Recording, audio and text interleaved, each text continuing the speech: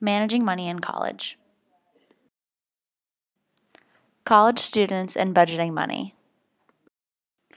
Many college students do not have the knowledge needed to manage their money effectively. This can have many negative effects on students and their futures. For example, debt. Budgeting is defined as providing a sum of money for a particular purpose from a budget. This method of managing money is very helpful to college students. Why is budgeting important? Budgeting allows you to create a spending plan for your money. This means that if you follow your plan, you'll always have enough money for the things you need. It also helps you stay out of debt, or if you are in debt, budgeting can help you get out of debt. 10 helpful tips for budgeting. The first one, be realistic about your budget. Look in advance to see the money you'll be saving every month versus what you think you'll be spending. The more realistic you are, the more likely you'll stick with your budget. 2. Differentiate between needs versus wants. Needs always come first. The money left over can go to your wants. 3. Guess low for income, high for expenses. You want to be conservative and guess low for income, then high for expenses to give yourself some wiggle room for when something unexpected happens. 4. Include a miscellaneous category. 10% of your total expenses should be in this category. This adds flexibility to your budget. 5. Savings as an expense. Decide on a monthly savings amount and make a separate savings account. This money can be used for emergencies, short-term or long-term goals. Keep budget in check with your goals. Look at this after you've used your budget for a few months. Then you can readjust if you have to. 7. Stay organized.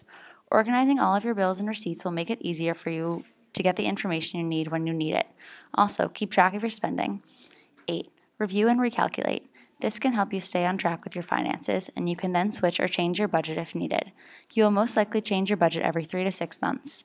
9. Pay cash for small expenses. Give yourself a set amount of cash every week, day, or month, and use it when you can. Using cash makes you more conscious of what you are spending. And the last one, don't worry about slipping from time to time. No one can follow a budget perfectly, so forgive yourself if you make small errors.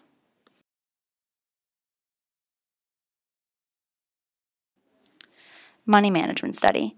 A study done by Reese Henry, Janice Weber, and David Yarbrough in 2001 focused on money management practices of college students. The sample of 126 education majors from the University of Lafayette were given a 13-question survey discussing their personal money management.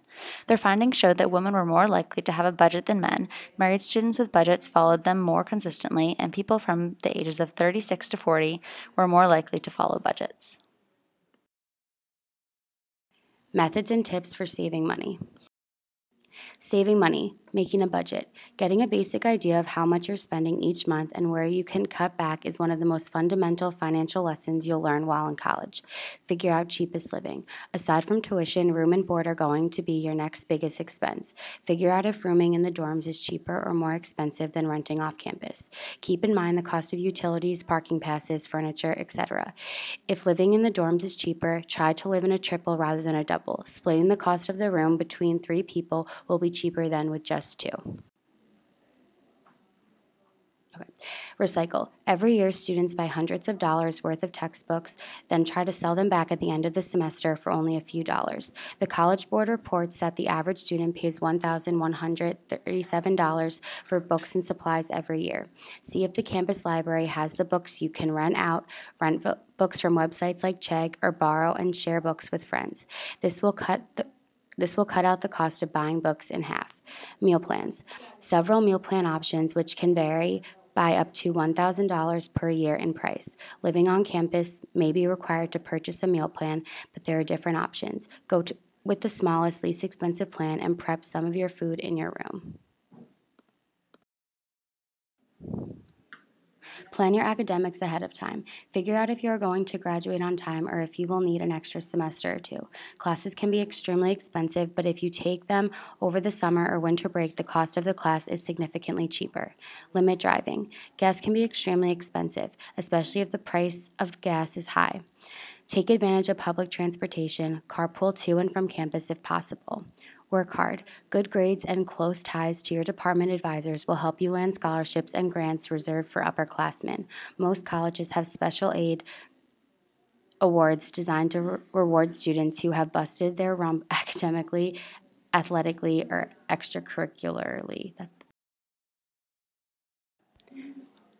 Student loans and financial aid. Student loans are money you borrow from school and must repay with interest. Tips: borrow only what you need. Control how much you borrow. You don't have to borrow the maximum amount of federal student loans each year. You can request a lower amount through your financial aid office.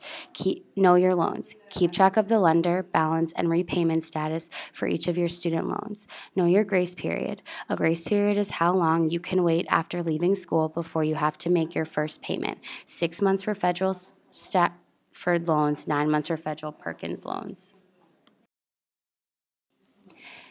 Stay in touch with your lender. Pick the right repayment option. Extending your repayment period beyond 10 years can lower your monthly payments. Don't panic. There are legitimate ways to temporarily postpone your federal loan payments.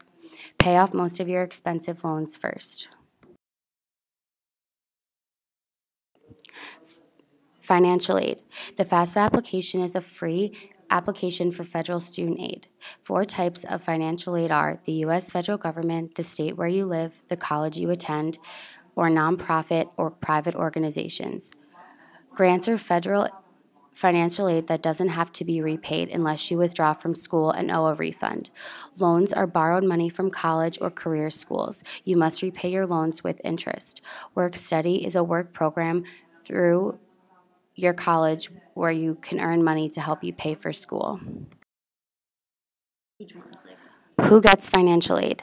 Demonstrate financial need, U.S. citizen or eligible non-citizen, valid social security number, be enrolled or accepted for enrollment as a regular student in an eligible degree or certificate program, be enrolled at least half-time to be eligible for direct loan refunds, and manage satisfactory academic process throughout college.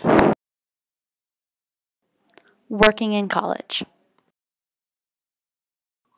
All it takes to work in college is time management. Of course, college can be stressful, and some may think adding a job to that can make it worse, but if you learn to balance the two, it can be manageable and rewarding. Positives of working in college.